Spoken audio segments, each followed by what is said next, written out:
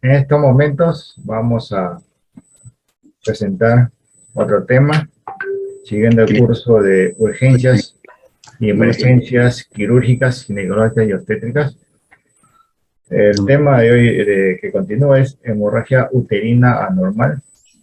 En la ponencia, el doctor Manuel Saña Asunción. Él es médico ginecobstetra del Hospital Nacional Docente Madre y Niño, San Bartolomé. Lo dejamos con el doctor para que continúe con su ponencia. Bien, buenos días. En primer lugar, quiero agradecer al cuerpo médico por la invitación a este curso de urgencias y emergencias quirúrgicas, ginecológicas y obstétricas con el tema sobre sangrado uterino anormal. Los objetivos del tema que voy a exponer básicamente son determinar la etiología del sangrado uterino anormal, recordar y conocer la nueva clasificación del sangrado uterino anormal y determinar el manejo, en este caso, del sangrado uterino anormal. Bien, la definición en sí, como su propio nombre le indica, sangrado uterino anormal, es el sangrado que va a provenir, en este caso, del cuerpo uterino, ¿ya? Pero en este caso tenemos que conocer, pues, nosotros los parámetros normales, que es de una...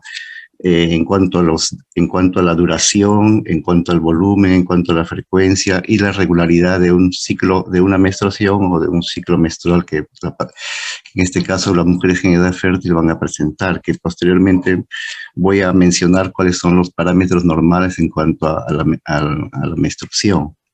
Ahora, este sangrado puede ser agudo, cuando es un sangrado que se presenta en forma súbita o grave. Es crónico cuando la paciente presenta un sangrado frecuente en los últimos 6 meses. Ahora, la prevalencia aproximadamente en mujeres no embarazadas es de un 11 a 15% y en las adolescentes es un poquito mayor, que va entre 12 a 13%. Bien, entonces las alteraciones clínicas del ciclo menstrual, en este caso que ha sido elaborada por la FIGO y por el Colegio Americano de Ginecobstetricia, menciona algunos valores que creo que ya la mayor parte de ustedes de repente la conocen, en la cual, por ejemplo, en cuanto a la frecuencia de las menstruaciones, lo normal es que se produzca en un rango de 24 a 38 días. Mencionan que es frecuente cuando ocurre dentro de los menos de 24 días y es infrecuente dentro de pasado los 38 días. En cuanto a las alteraciones de la regularidad de la variación de ciclo a ciclo en un promedio de un año, mencionan que es normal una variación de 2 a 20 días cuando no hay sangrado, o bueno, en este caso lo mencionan como amenorrea también, y es infrecuente cuando la variación pasa más de 20 días. En cuanto a la duración del sangrado, el promedio normal es de 4, otros dicen de 4.5 a 8 días.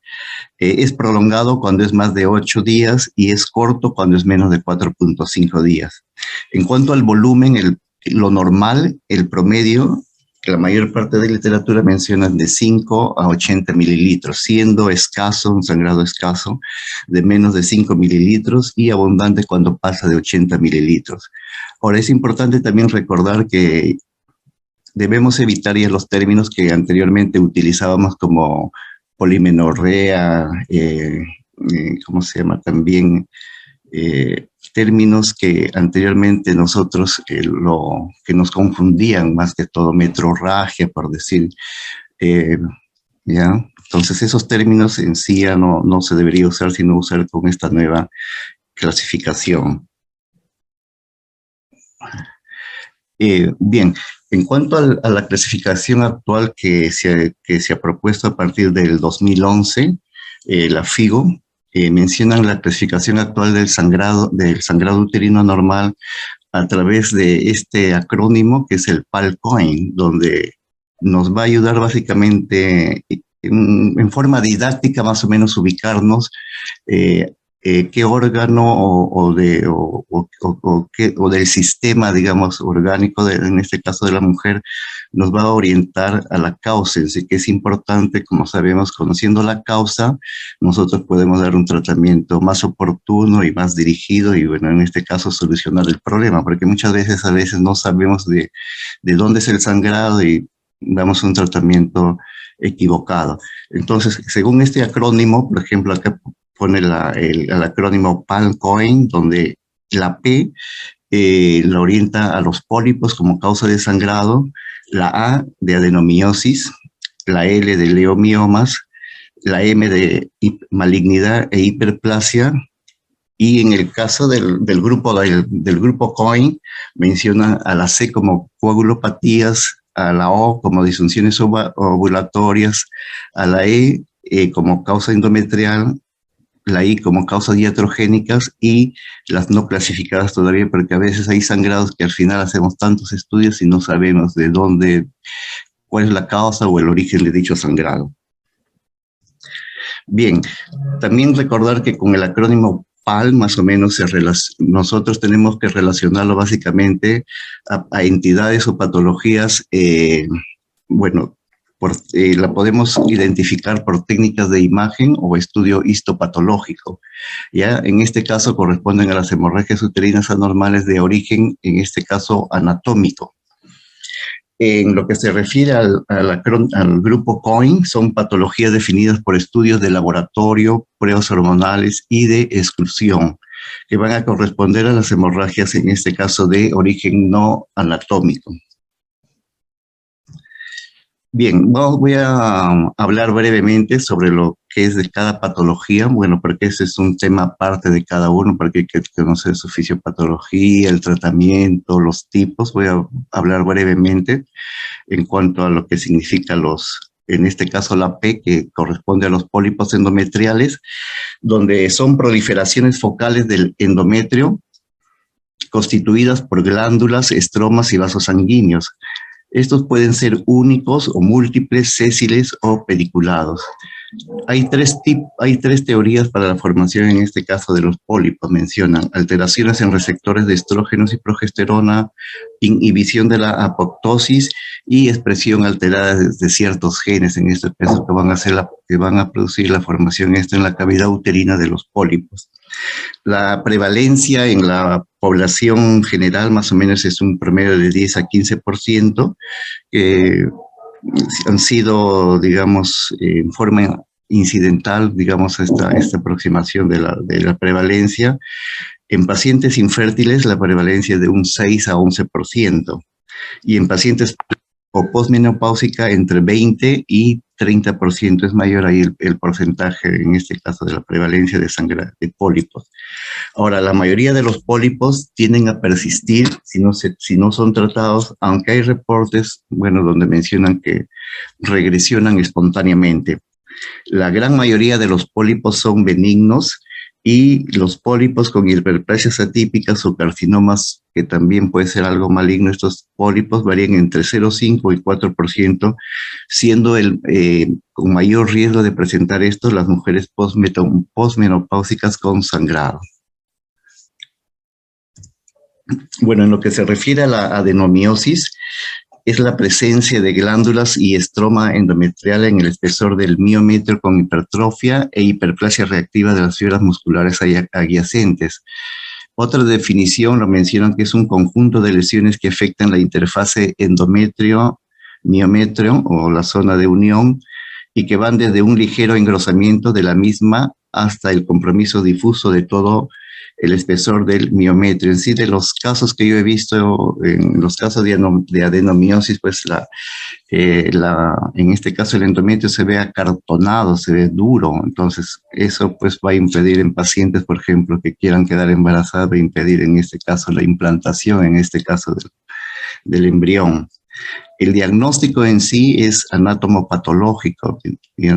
Muchas veces también hay mujeres que tienen este tipo de lesiones, pero normal quedan embarazadas. Depende, debe ser de algún tipo de grado de compromiso que todavía no está así bien definido, digamos, según los estudios. La prevalencia en sí es desconocida y varía entre el 5 al 70% en las piezas de histerectomía que han sido estudiadas. Ahora, la mayoría de estas pacientes se encuentran completamente asintomáticas, la mayor parte de estos tipos de pacientes que tienen adenomiosis.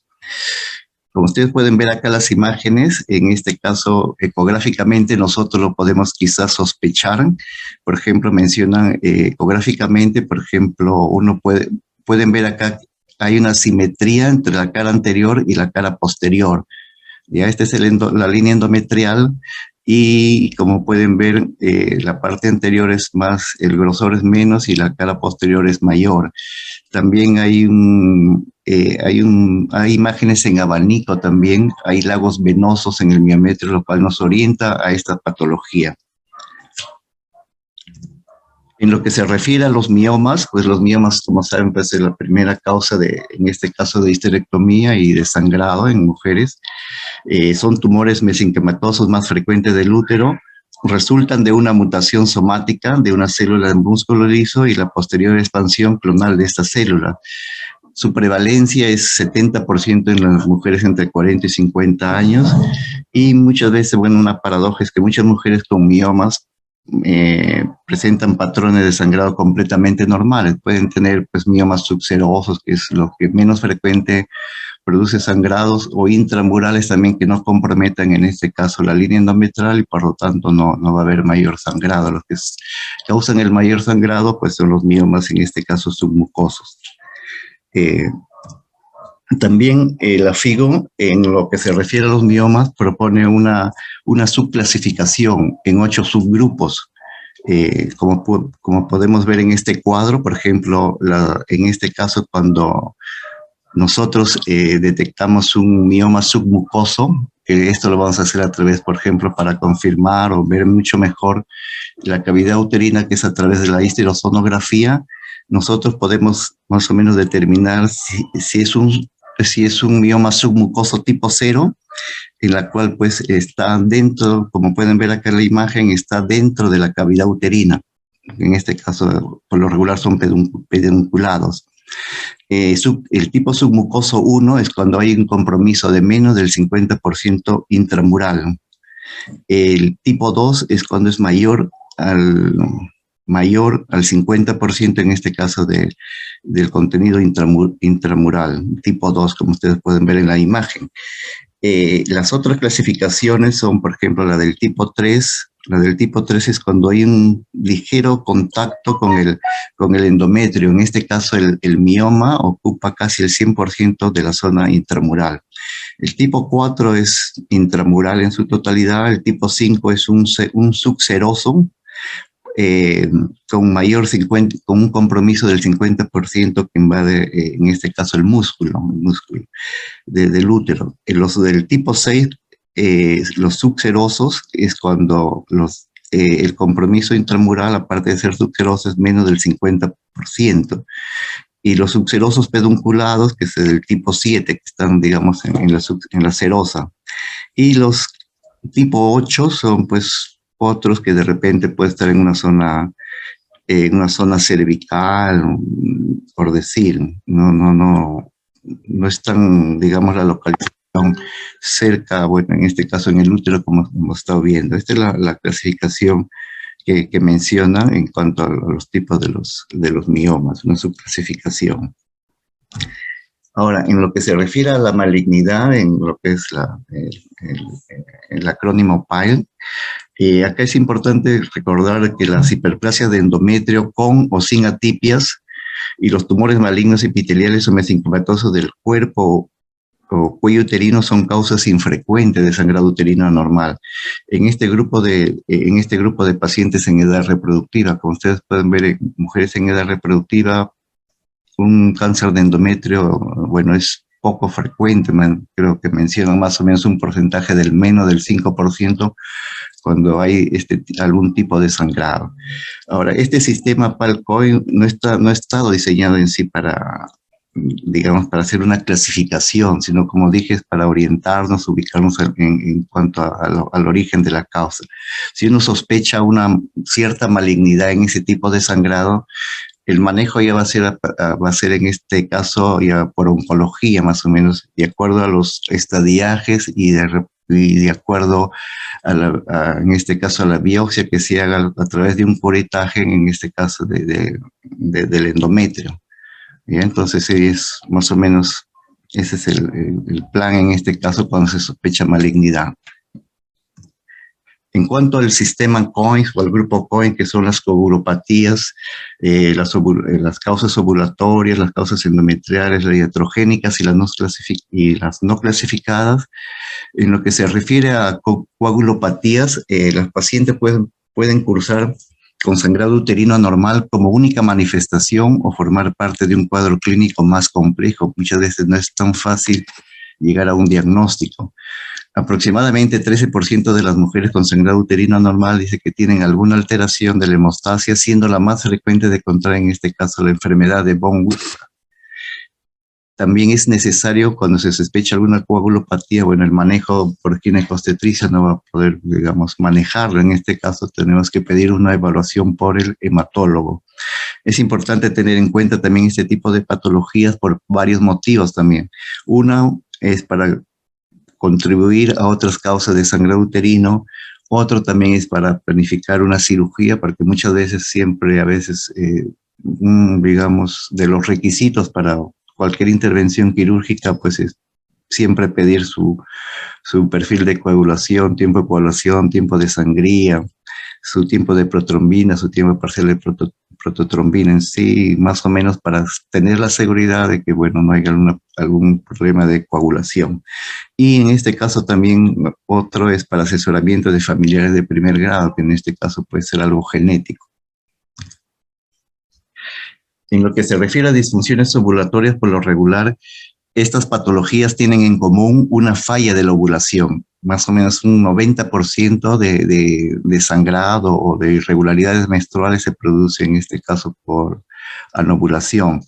Ahora, también este sangrado muchas veces se produce, pues como mencioné, por una producción sostenida de estrógenos y la ausencia de la producción de progesterona por el cuerpo lúteo en forma cíclica. En sí ahí el estrógeno aumenta, pero como no se forma el cuerpo lúteo para la producción de progesterona, entonces el endometrio sigue un crecimiento y se va desprendiendo, y eso es la causa en este caso de origen del sangrado.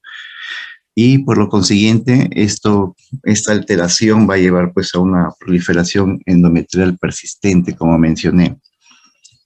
El espectro de alteraciones pues va desde una menorrea, pasando por sangrados escasos y espaciados, hasta sangrados muy intensos que requieren muchas veces internamiento. Nosotros en el hospital hemos tenido varios internamientos en pacientes adolescentes por sangrados uterinos anormales, y la causa en sí ha sido este factor ovulatorio. Pueden formar parte también de trastornos endocrinológicos, tales como hipotiroidismo, ovario poliquístico, hiperprolactinemia, obesidad, anorexia, estrés, pérdida de peso, ejercicio de alta competición, etc. Muchas veces está asociado este factor a provocar una disfunción ovulatoria.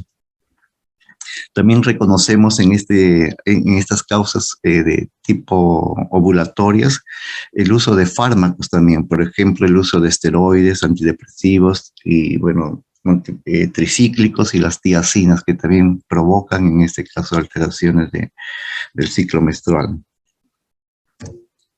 En cuanto a las causas endometriales, se define como causa endometrial aquel sangrado uterino anormal que ocurre en un ciclo ovulatorio normal sin ninguna otra causa de sangrado detectable.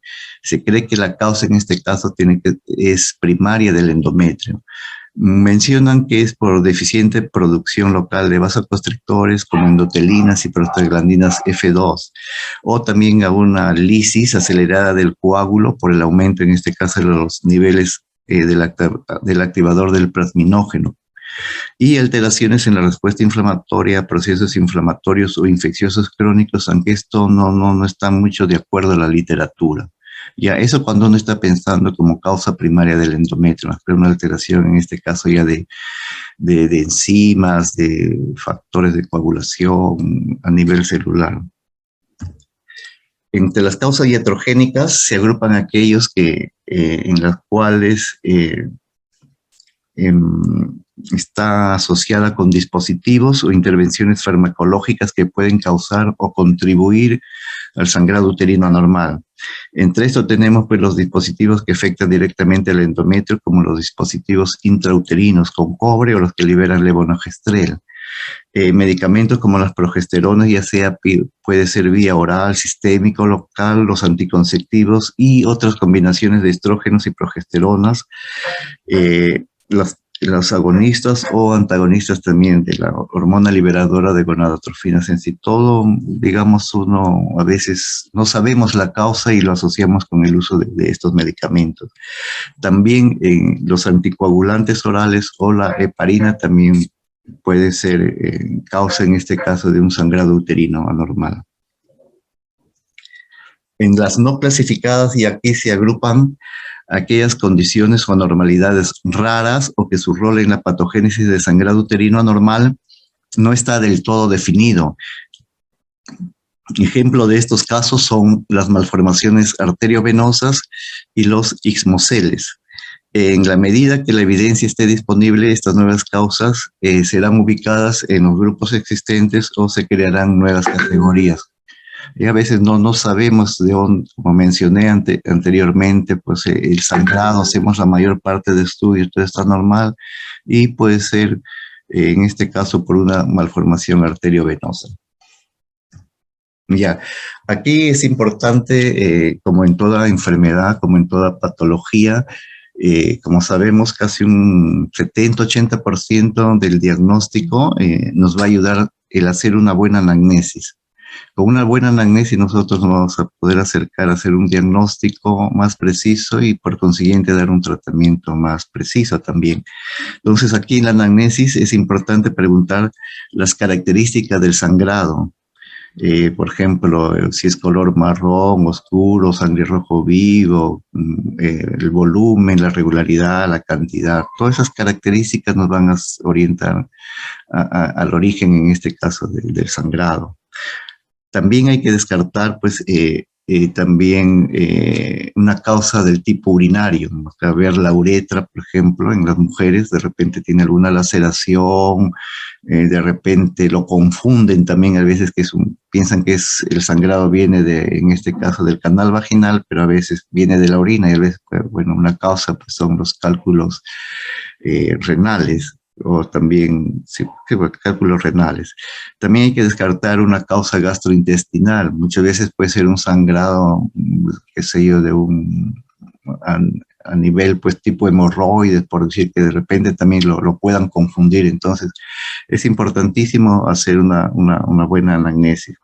Hay que ver síntomas asociados también, por ejemplo, si tiene dolor de cabeza, si tiene náusea, constipación, dolor pélvico, dolor lumbar, que es síntomas que nos orientan pues a ver más o menos de dónde es la causa del sangrado.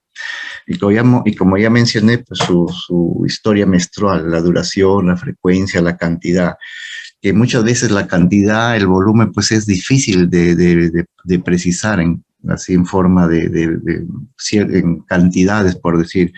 Bueno, algunos estudios mencionan que, por ejemplo, para más o menos calcular la cantidad y el volumen del sangrado, más o menos dicen que un tampón más o menos absorbe 5 mililitros y una toalla higiénica, bueno, normal, porque hay diferentes medidas, más o menos el volumen de sangrado en la cual se empapa esta toalla más o menos es de 15 mililitros. Entonces, más o menos uno puede preguntar cuántas toallas está a utilizar en un día, en 2 días, en 3 días, más o menos, para tener un cálculo aproximado, más o menos, porque en sí no es preciso, como digo, pero algo nos orienta.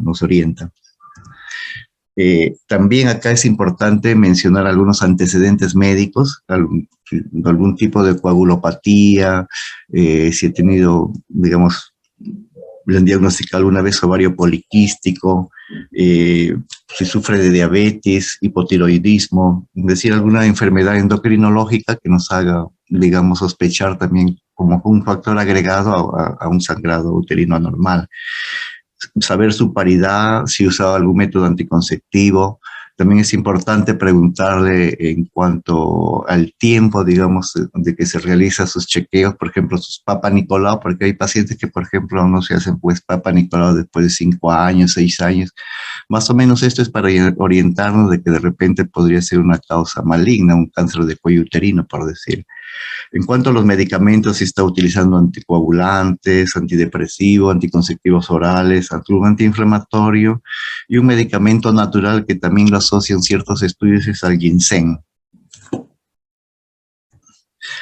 Entonces, en la anamnesis también es importante hacer una buena exploración física, que tiene que ser de afuera hacia adentro. Entonces, acá debe incluir en primer lugar, bueno, toda paciente que llega sangrada, pues es importante tomar sus signos vitales para ver si no está en un grado de hipovolemia y, bueno, necesite, pues, en este caso, recuperar esa volemia a través de poner una vía endovenosa o 2 vías, qué sé yo, o tal vez sangre, dependiendo cómo lo encontremos en este caso a la paciente en la primera consulta o en la emergencia. Entonces acá es importante hacer una buena inspección de afuera hacia adentro. Entonces tenemos que hacer una inspección de la vulva, la vagina, el ano, la uretra, básicamente para detectar algún trauma o alguna lesión como causa de sangrado. Posterior a eso, pues tenemos que hacer una especuloscopía. En la especuloscopía, pues nosotros vamos a observar el cuello, ubicar el cuello uterino y también podemos ver el canal vaginal si hay alguna laceración. Por ejemplo, puede ser por post-relación sexual que tenga pues alguna laceración de alguna pared vaginal. Ahora, a través del espéculo nosotros vamos a poder ver el cuello uterino. El cuello uterino, como pueden observar ahí en la imagen, es un cuello uterino, pues en este caso, un cuello uterino rosado, sin ningún tipo de lesión. Entonces, bueno, y si observamos que no hay sangrado externo, tal vez del orificio cervical externo, nosotros de repente podemos asumir de que no es el sangrado en este caso del útero, sino podría ser de otra parte.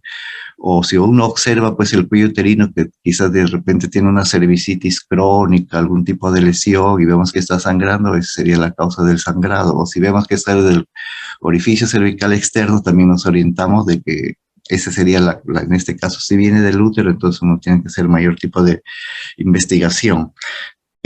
Algo importante también es hacer un examen bimanual de útero y anexos. Muchas veces nosotros ya, bueno, no hacemos ese examen o algunos lo hacen muy rápido, entonces uno tiene que orientarse para ubicar el tamaño del útero. A veces puede hacer uno un tacto vaginal y ver pues un útero de, qué sé yo, de 12 centímetros, 13 centímetros, de paredes irregulares, entonces uno ya se va orientando de que la probable causa va a ser pues en este caso los miomas uterinos.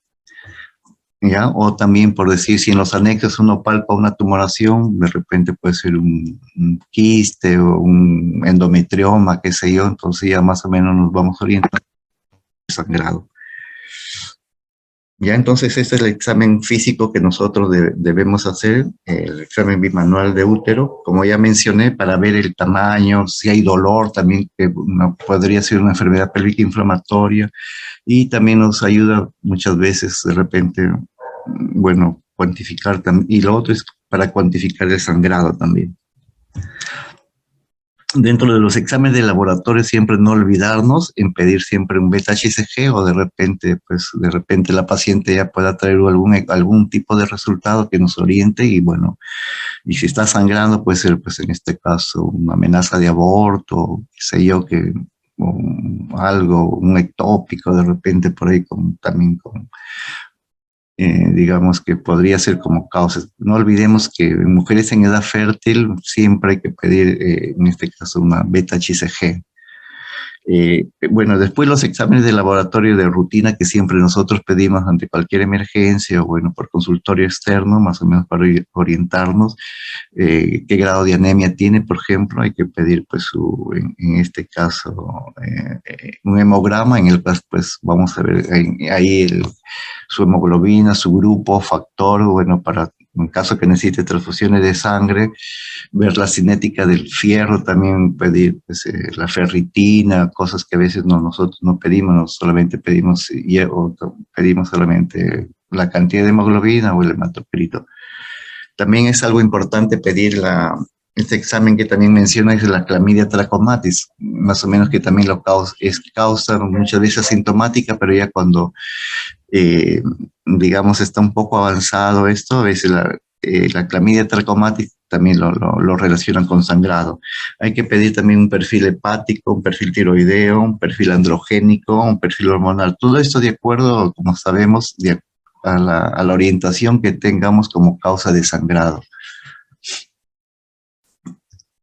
Ya, dentro de los exámenes complementarios, el examen, digamos, básico de rutina que nosotros debemos, bueno, en el sitio que estemos, que debemos de tener, o realizar una ecografía transvaginal, pues con un equipo de buena resolución, porque a veces hacemos ecografías transvaginales, pero con equipos de resolución pésimos que a veces no se ve nada, pues entonces no más nos desorienta en sí en cuanto a la patología que pueda presentar. Entonces, pedir una ecografía transvaginal, bueno, medir el tamaño del útero, en este caso la línea endometrial, ver si la cara anterior, la posterior son simétricas o no, para descartar una adenomiosis, ver en este caso los anexos.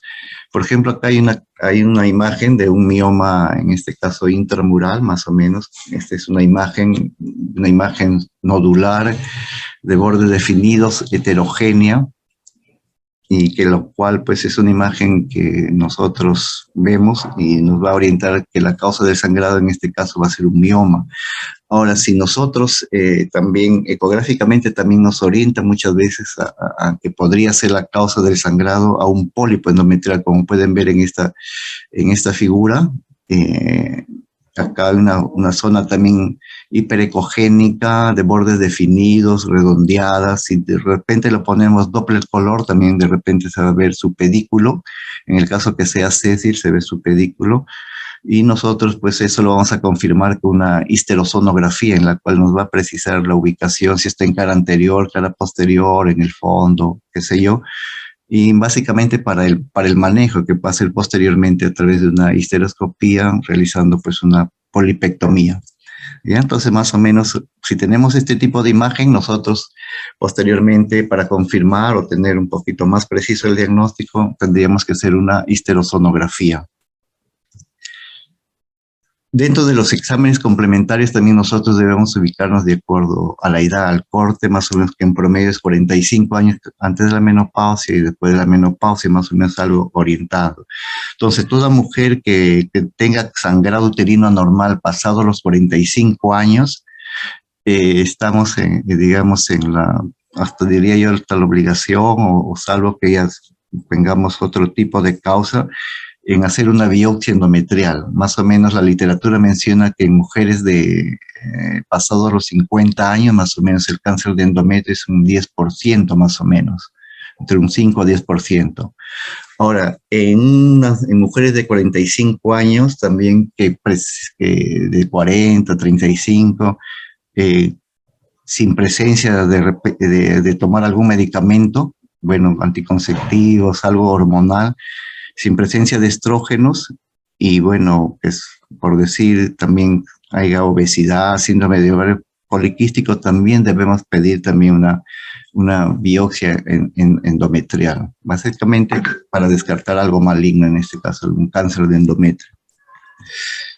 Ahora, según las causas, es importante también ubicarnos en cuanto a la edad de la paciente, ¿ya? Más o menos en cuanto a la frecuencia que, digamos, como origen de la causa del sangrado pueda presentar.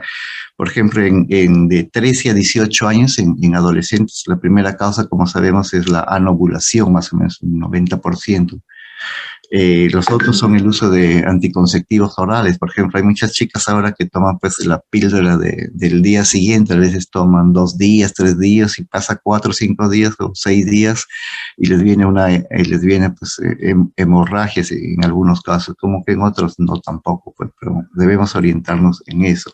Una infección pélvica también, también puede ser causa de sangrado, la coagulopatía y las neoplasias que están más alejadas, pero más o menos esa es la secuencia. Primero pensar en una anovulación, el uso de anticonceptivos orales, o también lo que ya mencioné, el levonorgestrel, que es la píldora del día siguiente, las infecciones pélvicas y las coagulopatías más alejadas. más alejada. Entre los 19 a 39 años en mujeres en edad fértil también hay que, bueno, pensar como primera causa de sangrado, pues el embarazo, una amenaza de aborto, como ya mencioné. Dentro de las causas estructurales están los miomas, los pólipos, la anovulación, el uso de anticonceptivos orales. También aquí hay que descartar, pues en este caso, las neoplasias intracervicales o también endometriales. Posteriormente, pues con el estudio de bueno, sospechar pues una neoplasia o displasia tipo 1, tipo 2 o tipo 3. Y en esta edad también pensar en el cáncer de endometrio, que es menos frecuente, pero también habría que pensar en esa causa. En las de 40 años para arriba, pasada la menopausia, también es como causas son las anovulatorias, el mioma uterina y la atrofia endometrial, que es la causa más frecuente en esta etapa de los pasados los 45 años, la atrofia endometrial. ¿Ya? Que más o menos menciona hasta un 80% como causa de sangrado. Las neoplasias intracervicales, las hiperplasias endometriales con atipias y el cáncer de endometrio. Ahora, ¿cuál es el tratamiento ya como para terminar la exposición?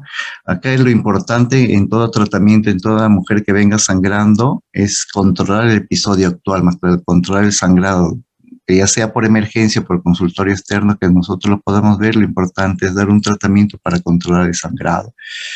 Lo otro es reducir el sangrado en ciclos futuros. De repente, pues lo decimos, le damos un tratamiento por 5 días o 7 días para el sangrado, pero debemos nosotros, digamos, dar un tratamiento para sus futuros ciclos que vengan, más o menos para tratar de evitar que nuevamente se presente ese episodio. Pero previo a eso nosotros tenemos que estar orientados en saber, descartando otras causas que ya mencioné, más o menos para saber que es solamente causa, por decir, un trastorno ovulatorio. Y también acá, bueno, ya cuando no hay respuesta o no se responde a tratamientos médicos, en este caso ya pasamos al manejo quirúrgico, ya por ejemplo una histerectomía, una miomectomía, una polipectomía, que son parte del tratamiento que va a depender de otros factores. ¿Ya? Entonces, dentro del manejo médico, la primera línea para el sangrado uterino anormal sin patología hematológica, nosotros podemos dar anticonceptivos orales combinados que tengan 35 microgramos de etinilestradiol, 3 píldoras al día por 7 días. Y con esto casi un 88% menciona la literatura que con eso el sangrado va a ir disminuyendo y posteriormente ya va a desaparecer.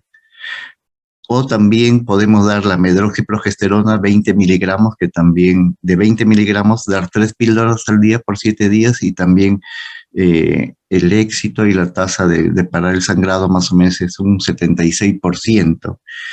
También se puede utilizar los dispositivos liberadores de progesterona, que también, si es por causa, digamos, hormonal de falta de progesterona, también es un 80% también de tasa de éxito de que se corrige el sangrado. Ahora sí, tampoco con eso no es causa hormonal, por decir, causa de repente para un tipo de coagulopatía o causa que de repente no conocemos, podemos dar el ácido tranexámico. Me recomiendan dar 600 miligramos cada 8 horas por 5 días, que también más o menos entre un 30, 50, 55% va a hacer que pare el sangrado. Ahora, el manejo quirúrgico en sí va a depender en este caso del compromiso hemodinámico de la paciente. Por ejemplo, pues que venga con un mioma submucoso, que tenga ya varios meses sangrando y qué sé yo, y que ya pues ponga en riesgo la vida por el mismo sangrado, previa evaluación o bueno, previas transfusiones de sangre, qué sé yo, que tengamos que dar a la paciente, podemos optar por el manejo quirúrgico. También que haya alguna contraindicación de tratamiento médico que puede estar contraindicado, en este caso el etinilestradiol, la progesterona, qué sé yo, algún tipo de hormonas o qué sé yo que contraindiquen su uso, entonces también se puede optar por el manejo quirúrgico. Y También, bueno, alguna patología asociada en este caso, aparte de tener pues miomas, de repente pues tenga, qué sé yo, diabetes, hipotiroidismo, algo genético, qué sé yo, que conlleve a mayor sangrado, pues si con el tratamiento médico no podamos resolverlo, entonces estamos por eso. Dentro del manejo quirúrgico tenemos pues la dilatación y el curetaje, que nos va a ayudar en este caso, que puede ser como tratamiento también. A veces hacemos un legrado, un curetaje, y a veces para el sangrado, con eso de ahí, bueno, porque ha habido pues un endometrio engrosado, más de, bueno, de 13 milímetros para arriba. Entonces, y aparte de eso, lo utilizamos también como biopsia para descartar, como ya mencioné, dependiendo de la edad, bueno, un cáncer que puede ser de endometrio. No solamente de endometrio, sino también de cuello uterino, pues. ¿Ya? Dentro del manejo quirúrgico también están ahora que, bueno, con la tecnología que tenemos, ya pues antes no teníamos este tipo de tecnología, y también hay bastantes colegas que ya pues están capacitados en este tipo de cirugías. Podemos hacer una polipectomía, en sí solamente sacar el pólipo a través de una histeroscopía. Como ven acá hay varios tipos bueno, por ejemplo, esta imagen de acá es de un útero normal al ver con la óptica del histeroscopio. Acá hay pólipos endometriales, hay sitnequias también uterinas, como pueden ver a través del histeroscopio. Hay miomas submucosos que tienen características diferentes al pólipo. Adenomiosis, como pueden ver acá, los puntitos negros, rojos.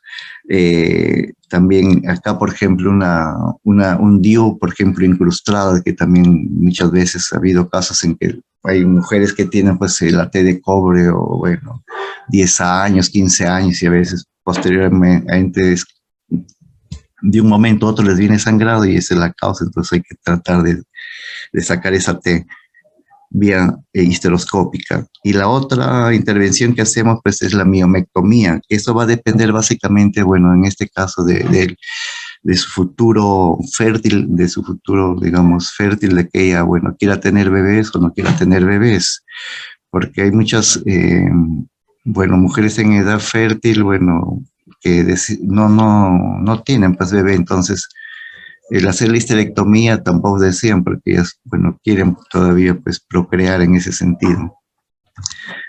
También se puede hacer embolización de arterias uterinas, que la verdad, bueno, no he visto hacer, pero la literatura menciona también como una alternativa en el tratamiento de un sangrado uterino, pues, anormal.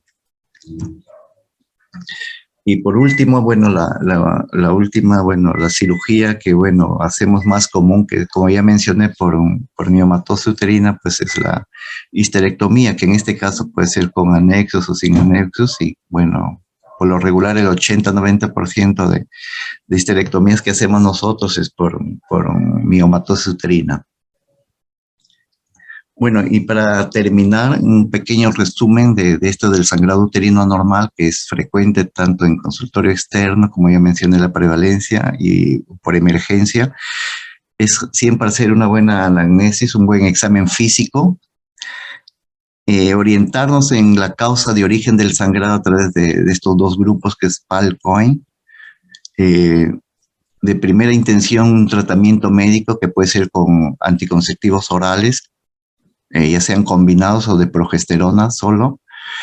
También se puede utilizar los DIUs, liberadores de progesterona, bueno, el ácido tranexámico también, y el tratamiento quirúrgico, que básicamente aquí importante es ver pues en qué estado llega la paciente, para de esa manera nosotros, si necesita estabilizar o no estabilizar a la paciente, que puede ser pues digamos, con soluciones de cloruro de sodio, qué sé yo, si de repente necesita sangre, todo eso nosotros pues debemos ver de acuerdo a los resultados, en este caso, que pueda salir de la paciente.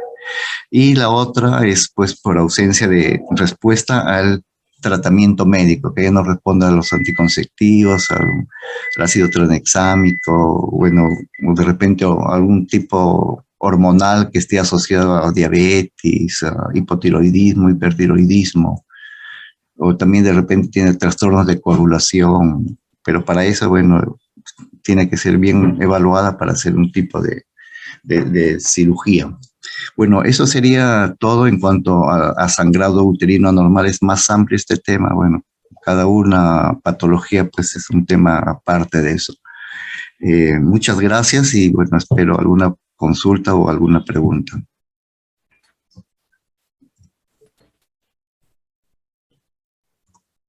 Gracias, doctor. A ver, si hubiera alguna pregunta para el doctor Saña, estamos atentos a sus preguntas. Ahí en el chat veo. Doctor Saña, preguntan a través del chat, ¿cuáles son los valores de endometrio engrosado según edad y con qué tratamiento anticonceptivo se da? Oye, la mayor parte de literatura lo menciona, pues que un endometrio así, no tanto dependiendo de la edad, sino en mujeres en edad fértil es en promedio hasta 13 milímetros, que debe ser el promedio así de endometrio hasta la fase, digamos, hasta la fase ovulatoria, más o menos hasta el 14, 15, entre el 13 al 16º día más o menos del ciclo menstrual, más o menos en promedio el endometrio tiene que tener un grosor de 13 milímetros. Bueno, 14, 15, 16, bueno, algunos lo consideran como endometrio engrosado, pero si uno está en una mujer en edad fértil, por decir, puede llegar a ese endometrio, a 16, 17, 18, bueno, por X factores.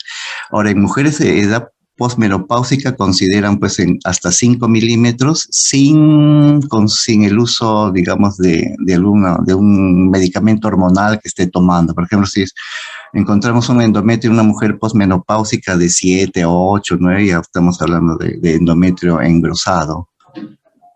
Básicamente eso sería más o menos en postmenopáusica 5 milímetros y en la otra en promedio es así, en mujeres en edad fértil hasta 13 milímetros mencionan de grosor, que es el promedio que debe alcanzar. Ahora, si por A o B, por ejemplo, esa paciente está en amenorrea, por decir no menstrua, en este caso damos pues la medroxiprogesterona o la Provera, que es de 5 miligramos, como ya mencioné, por 7 días. Si en el caso hay una amenorrea, bueno, con eso como primera prueba.